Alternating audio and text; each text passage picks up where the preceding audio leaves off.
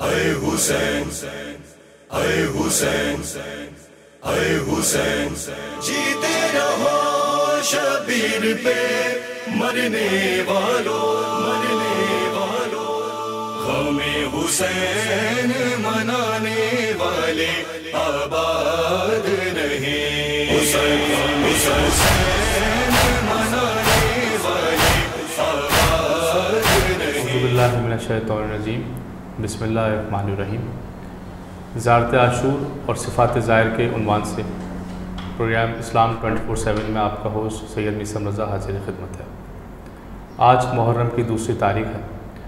एक दफ़ा फिर हमने अपने मेहमान और आप सबके पसंदीदा मेहमान को दावत दी है, आगा सैयद ज़ैगम अली रिज़वी साहब।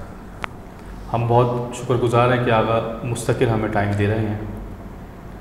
आगा पिछले प्रोग्राम में हमने सिफ़ात के एतबार से डिस्कस किया, प्रोग्राम में आपने सिफ़ात बयान फरमाई। इसमें हम जब ज़ियारत पढ़ते हैं या सारिल्लाह का एक वो जुमला आता है, उससे अल्लाह का खून, उससे मुराद क्या? अल्लाह का खून क्या? ये थोड़ा सा औज़ुबिल्लाहि मिनश्शैतानिर्रजीम, बिस्मिल्लाहिर्रहमानिर्रहीम। अल्हम्दुलिल्लाहि वस्सलातु वस्सलामु अला अहलिहा, अल्हम्दुलिल्लाहिल्लज़ी जअलना मिनल मुतमस्सिकीन बिक़ुरानिल करीम व बिविलायति अमीरुल मोमिनीन व अइम्मतिल मासूमीन अलैहिमुस्सलाम। बहुत शुक्रिया, आपने प्रोग्राम में मुझे मदऊ किया और जिस सिफ़त की तरफ आपने इशारा फरमाया वो सिफ़त है कि जो कि इमाम मज़लूम अलैहिस्सलातु वस्सलाम को एक ख़ास सिफ़त से याद कर रहे हैं, और वो सारल्लाह, जिसे हम कहते हैं अल्लाह का खून। और न सिर्फ ये कि अल्लाह का खून, सारल्लाह वब्न तारिह, और उनके बाबा, यानी कि आप भी अल्लाह का खून और आपके बाबा भी अल्लाह का खून। तो यकीनन खुदा जिस्म जिस्मानियत नहीं रखता। बिल्कुल। तो जब किसी खून को खुदा की तरफ निस्बत दी जाती है तो इससे मुराद ये ली जाती है कि एक ऐसा मक़तूल, एक ऐसा खून नाहक कि जिसका बदला खुदा के ज़िम्मे, यानी कि ऐसा खून कि जिसका बदला खुदा लेगा, सारल्लाह कहलाता है। यानी कि इमाम हुसैन अलैहिस्सलातु वस्सलाम की मज़लूमाना शहादत का बदला कोई और नहीं, ख़ुद खुदाए बुज़ुर्ग व बरतर लेगा। अब सवाल ये पैदा होता है कि फिर हम जो ये ख्वाहिश और दुआ करते हैं कि हमें उनके बदला लेने वालों में से करार दे। एक दुआ भी मांगते हैं ना कि हमें शुमार कर उनका बदला लेने वाले। जी, तो खुदा मुसब्बिबुल असबाब है, असबाब मुहैया फरमाता है। तो यकीनन जब इस ज़मीन को अदल इंसाफ से पुर किया जाएगा और खुदा का वो वादा कि लियुज़हिरहु अला दीन कुल्लिह, कि इस दीन को तमाम अदियान पर गालिब करेगा, जब ये वादा हज़रत इमाम महदी अलैहिस्सलातु वस्सलाम के हाथों अंजाम पाएगा, तो यकीनन वो खून नाहक के जो 61 हिजरी में और वो खून नाहक के जो कि 40 हिजरी में ख़ास बहाया गया था, उसका बदला ख़ुद परवरदिगार लेगा। तो इस एतबार से आपको सारल्लाह कहकर याद किया जाता है। अच्छा, इसकी एक सवाल ये आता है, बड़ी आम सी बात, वाक़या करबला के बाद हमें जनाब मुख्तार का अमल मिलता है कि आपने तमाम सारे बदला लिया और जो भी उस वाक़े के लोग शामिल थे उन सबको आपने कत्ल करा। तो फिर हम दुआ मांगते हैं कि बदला लेगा, हम भी दुआ मांगते हैं कि या अल्लाह तू हमें शुमार कर उसमें कि मैं बदला ले सकूं। अगर हम जब तक हयात हैं, जब तक हयात हैं, जब अगर मर गए तो हम तो शामिल नहीं होंगे। तो वो बदला क्या था जो जनाब मुख्तार की रिवायत में है, जनाब मुख्तार ने लिया, और आने वाला बदला क्या होगा, इसको थोड़ा सा अगर आप वजाहत। देखिए, आपने बहुत अहम नुक्ते की तरफ इशारा फरमाया है, और ख़ास ये बहस जो है वो कुछ तारीख़ी एतबार से एक कुछ वक्त चाहती है, उसमें एक दक़ीक़ नुकात हैं जिसका बयान करना होना ज़रूरी है। मुख्तार सक़फ़ी अल्लाह उन पर रहमत नाजिल फरमाए, यकीनन उन्होंने कातिलाने हुसैन को ढूंढ ढूंढ कर जो है वो कत्ल किया, उन्होंने वासिल जहन्नम किया, और जो कि यकीन एक अच्छा अमल है। लेकिन सवाल ये पैदा होता है कि क्या मुख्तार ने वाक़तन करबला का वो बदला ले लिया क्या वाक़तन हम ये कह सकते हैं कि उस खून का बदला लिया जा चुका? क्या इमाम हुसैन अलैहिस्सलाम के खून का बदला चंद अफराद को कत्ल करके मिल जाएगा? ये ख़ुद एक सवाल है, जिसको एक शायर ने भी कहा है ना कि हश्र तक सोच अक्ल इंसानी, सिर्फ असग़र का खून बहा क्या है। तो यकीनन सिर्फ असग़र का खून बहा क्या है, तो इनके घर का जो असग़र है उसका क्या खून बहा है। हम मौला मुत्तक़ियान की बात करें, हम इमाम हुसैन अलैहिस्सलाम की बात करें, तो यकीनन वो जो बदला खून का लिया जाएगा, किससे लिया जाएगा? अगर गौर कीजिए तो तागूत से बदला लिया जाएगा। तागूत से बदला ऐसे लिया जाएगा कि वो विलायत के जो कि परवरदिगार आलम की विलायत है, यानी कि वो विलायत के जहाँ परवरदिगार आलम जिनका वली है और निकाल लेता है ज़ुल्मात से नूर की तरफ, और जो इस चीज़ को झुटलाते हैं वल्लज़ीना कफ़रू औलियाहुम तागूत, उनके औलिया तागूत हैं, युख़रिजूनहुम मिनन नूर इला ज़ुल्मात, वो उन्हें नूर से ज़ुल्मात की तरफ ले जाते हैं। तो हमें ये नज़र आता है कि यकीनन एक खुदा की विलायत के मुकाबले पर जो विलायत कायम होती है वो तागूत की विलायत कायम होती है। यही वो विलायत है कि जिसका किला कमा हो जाएगा। लियुज़हिरहु अलद्दीन कुल्लिह, तमाम अदियान के ऊपर यही दीन गालिब हो जाएगा। ये विलायत कि जो कि इस वक्त वाक़ियतन तकवीनी एतबार से तो गालिब है, लेकिन जिसको हम ज़मीनी हक़ाइक़ कहेंगे, ग्लोब के ऊपर ये विलायत कायम नहीं हो सकी। आज दुनिया में आप देखें शिर्क मौजूद है, आज दुनिया में कुफ्र मौजूद है, आज दुनिया में लादीनियत मौजूद है, आज दुनिया में इस्लाम के मुकाबिल मज़ाहिब मौजूद हैं। लेकिन वो कौन सा वक्त होगा कि जब पूरे ग्लोब के ऊपर दीन इस्लाम ही का गलबा होगा? तो वो यकीनन वो आखिरी दौर होगा कि इमाम अलैहिस्सलातु वस्सलाम के हाथों इस ज़मीन पर अदल व इंसाफ नाफिज होगा, खुदा की ज़मीन पर खुदा का कानून नाफिज होगा, और फिर ये ज़मीन अपने ख़ज़ानों को उगल देगी, आसमान से बरकतें नाजिल होंगी और आसमान और ज़मीन अपने ख़ज़ाने उगल देंगे। तो यकीनन उस माहौल में फिर जो मुआशरा तश्कील पाएगा ये बहुत तेज़ी से अपने कमाल के सफ़र को तय पाएगा। जैसे भी आपने बयान किया कि हम बदले की बात कर रहे थे कि जनाब अली असगर का खून बहा क्या है उसी का, तो इसमें हम एक ये भी उस ग्रोह पे लानत करते हैं, जब हम ज़ियारत पढ़ते हैं कि खुदा लानत करे उस ग्रोह पर कि जिसने आपको आपके मकाम से हटा दिया। तो वो मकाम क्या था? सबके अपने अपने मकाम हैं, जो जितने भी शोहदा हैं वाक़या करबला के, तो इमाम का क्या मकाम था? कौन से मकाम से हटा दिया? देखिए, इस जुमले को समझने के लिए हमें माजी में जाना होगा, और ख़ास पैगम्बर अकरम सल्लल्लाहु अलैहि वसल्लम ने 10 हिजरी में वो जो खुतबा दिया और गदीर के मकाम के ऊपर एक ख़ास अहमियत की तरफ इशारा फरमाया। मैं ये नहीं कहूँगा आयत पढ़ी, बल्कि आयत की तरफ इशारा फरमाया। आयत तो इस अंदाज से थी कि अन्नबी औला बिल मुमिनीन मिन अनफुसिहिम, कि ये जो नबी है वो मोमिनीन के नफूस पर उनसे ज़्यादा औलियत रखता है। इस आयत की तरफ रसूलुल्लाह ने इशारा फरमाया कि अलस्तु औला बिकुम अनफुसिकुम, क्या मैं तुम पर तुमसे ज़्यादा औलियत नहीं रखता? यानी कि क्या मैं तुम्हारे नफूस पर तुमसे ज़्यादा औलियत नहीं रखता?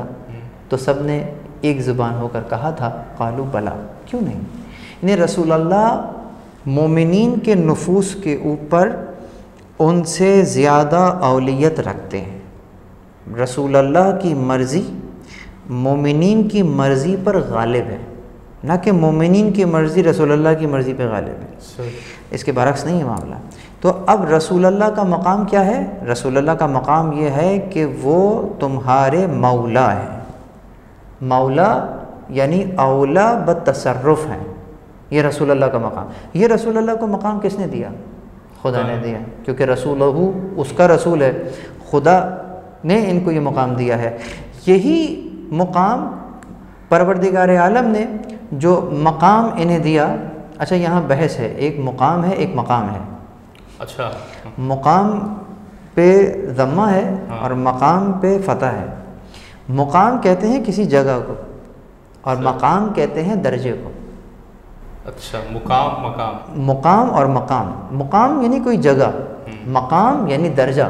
अहले बैत अलैहिमुस्सलाम के दुश्मन पर जो आप लान कर रहे हैं, ये नहीं कह रहे कि मुकाम से हटा देगा, मकाम से हटा देगा। तो वो मकाम कौन सा मकाम था? वो ये मकाम था कि औला व तसर्रुफ़। और जब सबसे इकरार ले लिया तो कहा मन कुन्तु मौला फहद अली मौला, कि जिसका मैं मौला हूँ ये अली उसके मौला है। यानी अली अलैहिस्सलातु वस्सलाम की मौलायत, ये जो मौला अली को रुतबा, मर्तबा और मकाम मिला, कहाँ से मिला? खुद रसूलुल्लाह ने दिया। अच्छा, खुद रसूलुल्लाह ने अपने पास से दिया?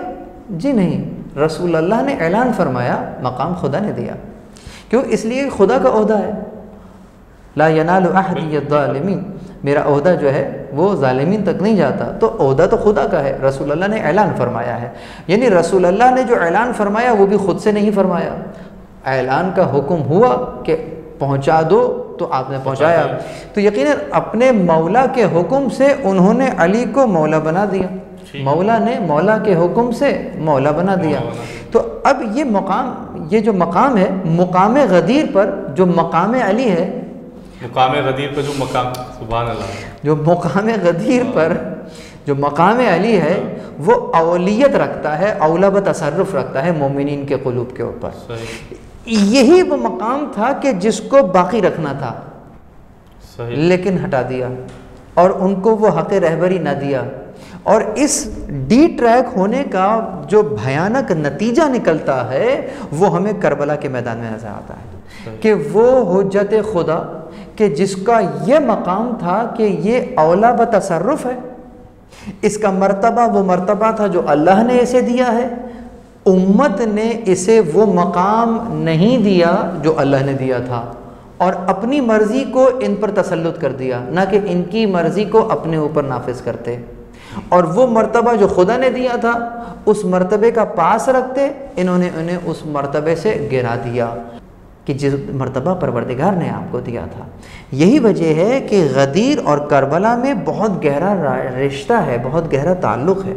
और वो गहरा ताल्लुक़, ये गहरा ताल्लुक़ है कि जो गदीर है, खुद गदीर वो आवाम की करबला है, अवाम की करबला, सही। और जो करबला है वो खवास की गदीर है, सही।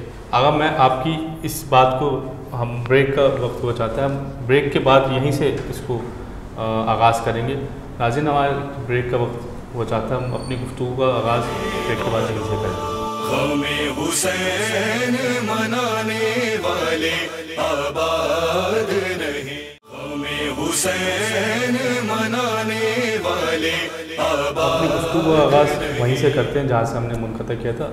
आगा भी आपने ब्रेक से पहले फरमाया था कि करबला जो है हवास की गदीर है, खवास की गदीर है, और गदीर जो है अवाम की करबला है। इसको थोड़ा सा वजाहत करें। जी हाँ, ये सुनहरी हरूफ से लिखने वाला जुमला है और अपने सामने एक दीवार पर लिख कर लगाएँ ताकि हम ये देखें कि हम कहाँ खड़े हुए हैं। हम गदीर अवाम की करबला इस अंदाज से है कि जब हम गदीर में देखते हैं तो एक हुज्जत खुदा, खुदा के हुक्म से दूसरे हुज्जत खुदा के लिए बैत तलब कर रहा है।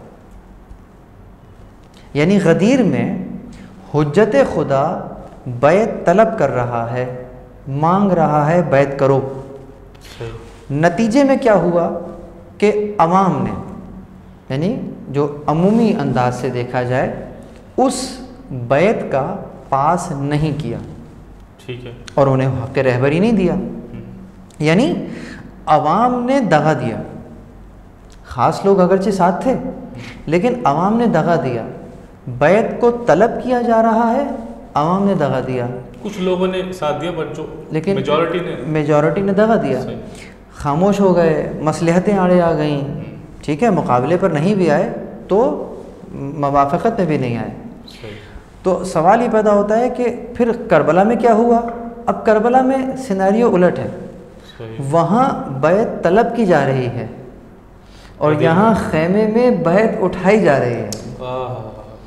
यहाँ कहा जा रहा है बैत उठा ली, जिसको जाना है चले जाओ। तो खवास ने अपने गदीरी होने का ऐलान किया कि आपको कैसे तना छोड़ जाए। इसीलिए करबला में खवास ने गदीर को ज़िंदा कर दिया, और वही वादा जो रसूलुल्लाह से किया था कि हम इन्हें तना नहीं छोड़ेंगे। तो खैमे हुसैनी में चराग के बुझने के बाद, जब वो जो शायर ने कहा कि बुझाया एक दिया शहने 72 हो गए रोशन, अंधेरा खुद परेशान है, बुझा क्या था जला क्या है। तो यहाँ इन्होंने गदीर के उस वादे को ज़िंदा कर दिया, उस गदीरी विलायत को ज़िंदा कर दिया। ये खवास थे जिन्होंने करबला में गदीर को बर्पा कर दिया। वहाँ गदीर में करबला बर्पा हो गई थी, यानी कि जुल्म व सितम और इस अंदाज से दगा दे दिया गया अवाम की तरफ से, और रहबर खुदा को, यानी खुदा की तरफ से जो रहबर मुअय्यन किया गया था मिन जानिब अल्लाह, उसको तना कर दिया गया। लेकिन करबला में उस हुज्जत ज़मान के सामने वो जो मुट्ठी भर लोग बैठे हुए हैं, मरने को तैयार हैं लेकिन इन्हें छोड़ने को तैयार नहीं है। अपना मकाम देख रहे हैं यकीनन कि हमें शहादत नसीब होगी, हम मारे जाएंगे इस अंदाज से, लेकिन फ़र्जंद रसूल को तन्हा नहीं। यहाँ तक कि मैंने रिवायत में देखा कि उज़्र शरई जिसे कहते हैं ना, मतलब कि एक सिलसिला होता है कि उज़्र शरई हो, मैं उसको इस्तेमाल करूँ और फिर मुझ पर कोई हद या कोई जुर्म नहीं होगा मेरे लिए।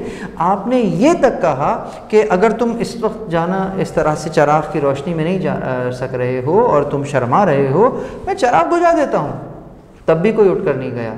तो फिर जब चराग जलाया, सब अपनी जगह बैठे हुए हैं, तो रिवायत में एक जुमला है कि आपने एक और ऑप्शन दिया, कहा तुम मेरे घर वालों में से किसी एक को लो और उसको लेकर वापस चले जाओ, तुम अली अकबर को लो और चले जाओ, तुम फलां को लो और चले जाओ। अब हम सबका नाम ले रहे हैं मगर ये नहीं कह रहे कि मैं भी चला जाऊँ। इशारा देखिए आप, यानी कि उज़्र शरई तुम्हारे पास मौजूद है, तुम चाहो तो इनको लो ले जाओ। मसलन मिसाल के तौर पे अगर कोई शहज़ादा कासिम को ले जाता, कोई अली अकबर को ले जाता, तो करबला तो बहरहाल बर्पा होती। और उज़्र भी होता कि भाई उनके लिए तो चले गए तो हम क्या करें? उनके लिए उज़्र शरई था कि वो अहले हरम को लेके चला जाता, लेकिन वो तो चला जाता, लेकिन फ़र्जंद ज़हरा तो करबला में तन्हा रहता और करबला तो बर्पा होती बहरहाल। तो इसका मतलब ये है कि ये ख़ुद जुमला बयान कर रहा है कि तुम जाना चाहो तो इन्हें ले जाओ, और बल्कि मेरे हरम में से किसी को ले जाओ, मैं नहीं जाऊँगा।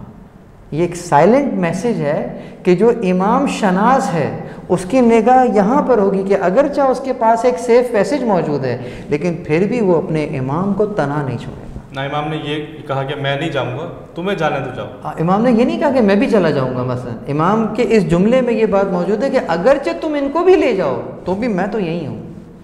तो इन्होंने यही सबूत दिया कि ये कैसे हो सकता है कि हम आपको तन्हा कर दें, कि हम कल हश्र में आपकी वालिदा को क्या जवाब देंगे। यही अहद है जो कि आप बीबी ज़हरा से बांधते हैं कि अबद वल्लाह या ज़हरा मा नंसा हुसैना, कि खुदा की कसम ए बीबी ज़हरा, हम हुसैन को कभी नहीं भूलेंगे। ये वो अहद है जो आप मादर हुसैन अलैहिस्सलातु वस्सलाम से करते हैं।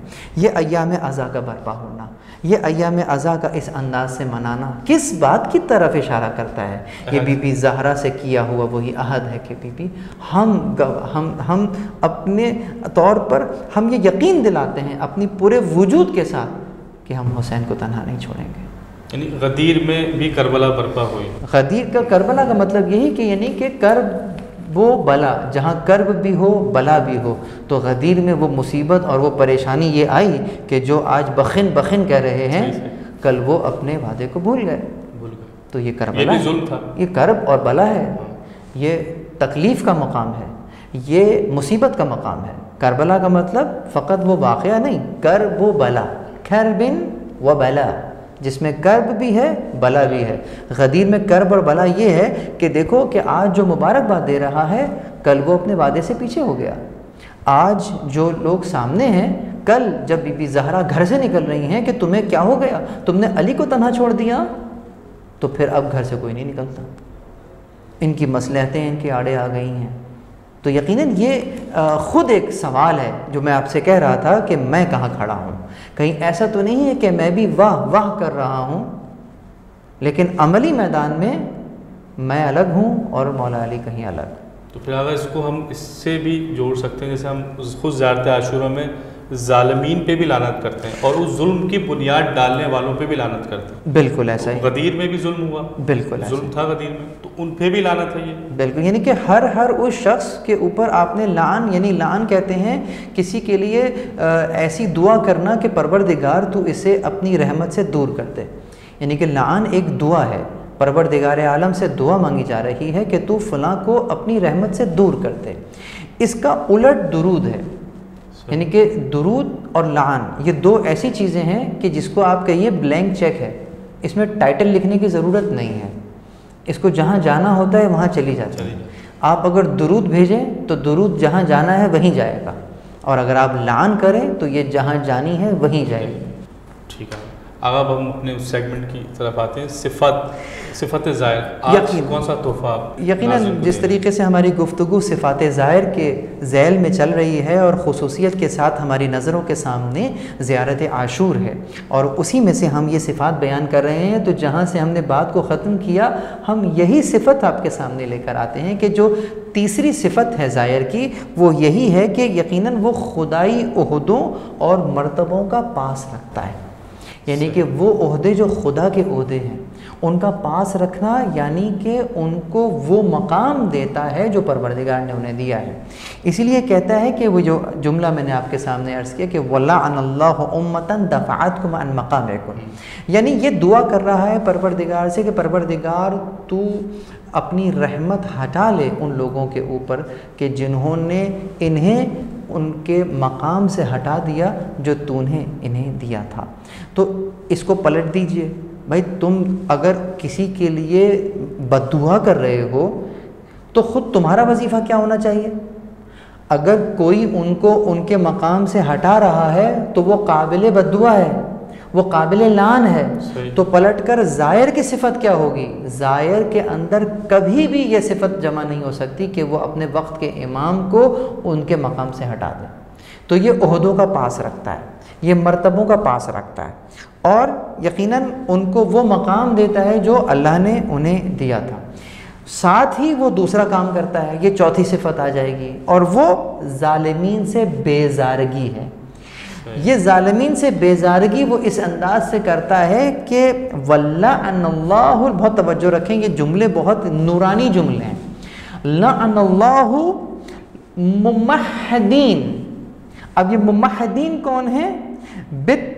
मुमहदीन लहुम बितमकीन मिन क़ितालिकुम, कि वो लोग कि जिन्होंने रसूलुल्लाह के नवासे जो यहाँ करबला में मौजूद हैं अपनी आल और औलाद के साथ, जिन लोगों ने इन लोगों को कि जो इनके मुकाबले पर आ गए हैं तलवारें और नेज़े लेकर और इनको कत्ल के दर पर हैं, तो तू उन लोगों पर भी लान कर परवरदिगार खुदा, उनको तू अपनी रहमत से उन्हें दूर कर दे जिन्होंने इनको इस हालत तक पहुंचाया है कि ये खुद इमाम ज़मान के सामने नेज़ा लेकर आ गए हैं, यानी जिन्होंने इनको भेजा है, जिन्होंने इनकी ज़मीना साजी की है। आप समझ रहे हैं, बात 61 हिजरी में नहीं है, ये तो सामने मौजूद हैं, लेकिन वो कौन है जिसने ज़मीना साजी की है कि पहले से बर्पा हो, ऐसा माहौल बन जाए कि ये लोग इमाम के मुकाबले पर नेज़े लेकर आ जाएं, तो उनके ऊपर भी लानत हो। लअनल्लाहुल मुमहदीन लहुम बितमकीन, तमकीन का मतलब होता है जो इन्हें जंग की क़ुव्वत फराहम करे, यानी ये नेज़ा इनके हाथ में अचानक नहीं आया है, ये नेज़ा आने से पहले इसके जहन में ख्याल आया होगा। कौन था जिसने इनके जहन में ये ख्याल डाला? उस पर भी लानत। तो जो ज़ाहिर इतनी सी बात बर्दाश्त नहीं कर रहा, क्या उससे अपने ज़ात से ये तवक्को है कि वो इमाम ज़मान के सामने आ जाए और इमाम ज़मान की राह में रुकावट बन जाए? तो यकीनन वो ऐसा कर नहीं सकता। तो वो ज़ालिमीन से बरी होगा कि मैं बरी हूँ, और फिर कहता है बरीअतु इलल्लाहि व इलैकुम मिनहुम व मिन अशियाइहिम व अतबाइहिम व औलियाइहिम। 3 लफ्ज़ इस्तेमाल हुए हैं, अशियाइहिम, अतबाइहिम व औलियाइहिम। तो बयान करते हैं कि मैं बरी हूँ खुदा के सामने और आपके सामने उनसे, उनके मददगारों, उनके पैरोकारों और उनके साथियों से। यानी जिसको हम, ये जो आप अशियाइहिम कहते हैं, ये शिर की जमा है। शिर मतलब उनके रास्ते पे चलने वाले पैर, तो वो मैं उनसे बरी हूँ। तो ये एक चौथी सिफत है जो कि ज़ाहिर हमेशा जुल्म से बरी होगा, और वो ज़ाहिर कि जो जुल्म से बरात का इजहार करे। बरी ये वही बरात है जो कि आप जिसको हम शब बरात कहते हैं ना, यानी कि वो हटा दिए जाते हैं। बहुत से लोगों पर से अज़ाब बरतरफ हो जाता है, बहुत से लोग जहन्नम से आज़ाद हो जाते हैं, तो दूर हो जाते हैं। तो यहाँ पर आप कह रहे हैं मैं ज़ालिमीन से बरी हूँ, इसका मतलब मेरा उठता हुआ हर कदम इमाम ज़मान के ज़ुहूर के लिए ज़मीना साजी कर रहा है। तो ज़ाहिर की चौथी सिफत इमाम ज़मान अलैहिस्सलातु वस्सलाम के ज़ुहूर के लिए ज़मीना साजी है, इस तरीके से कि वो हर दौर के ज़ालिम का मुखालिफ नज़र आएगा और मज़लूम का साथी नज़र आएगा। ये वो वसीयत है जो कि आपके और मेरे आका इमाम अली अलैहिस्सलातु वस्सलाम ने की थी कि तुम ज़ालिम के मुखालिफ रहना और मज़लूम का साथ देना। ज़ालिम का शनाख्ती कार्ड चेक करके मैं उसकी मुखालिफत नहीं करूँगा, अमल से मैं ज़ालिम का मुखालिफ हूँगा और मज़लूम का साथ दूँगा। ये ना कहना कि अरे वो तो फ़लस्तीन है, तुम्हारा फ़लस्तीन से क्या ताल्लुक़ है। जी नहीं, फ़लस्तीन में मज़लूम रहते हैं और मेरे मौला ने कहा था कि मज़लूम का साथ देना, तो मैं मज़लूम के साथ हूँ, चाहे वो फ़लस्तीनी हो, चाहे वो कश्मीरी हो, चाहे वो यमनी हो। और मेरी दीनी हमीयत, मेरी दीनी गैरत इस बात का तकाज़ा करेगी कि मैं उनके लिए आवाज़ उठाऊँ। ये मौला अली की वसीयत है। और जो ज़ालिम, चाहे वो इसराइल हो, चाहे वो अमेरिका हो, अमेरिका हो, ख़ास मैं अमेरिकन अवाम की बात नहीं कर रहा, मैं उन हुकूमतों की बात कर रहा हूँ जो कि अवाम का इस्तेहसाल करती हैं, चाहे वो दुनिया के किसी भी खित्ते में हो, चाहे वो कोई मुस्लिम मुल्क ही क्यों ना हो, अगर वहाँ पर हुक्मरान ज़ालिम हैं तो मैं उनका मुखालिफ हूँगा। आगा हम बहुत शुक्रगुज़ार हैं आपके कि आपने इतनी अच्छी और इतनी मालूमाती गुफ्तगू की, हमारे नाज़रीन की मालूमात में इजाफ़ा फरमाया। नाज़रीन कराम, हम उम्मीद करते हैं कि आपको हमारा ये प्रोग्राम पसंद आया होगा। अपने फ़ीडबैक से हमें लाजमी आगाह करें, आपके फ़ीडबैक की हमें बहुत ज़रूरत है। अगले एपिसोड में फिर हाजिर होंगे, तब तक के लिए अस्सलाम वालेकुम। जीते रहो शबीर पे मरने वालों, गमे हुसैन मनाने वाले आबाद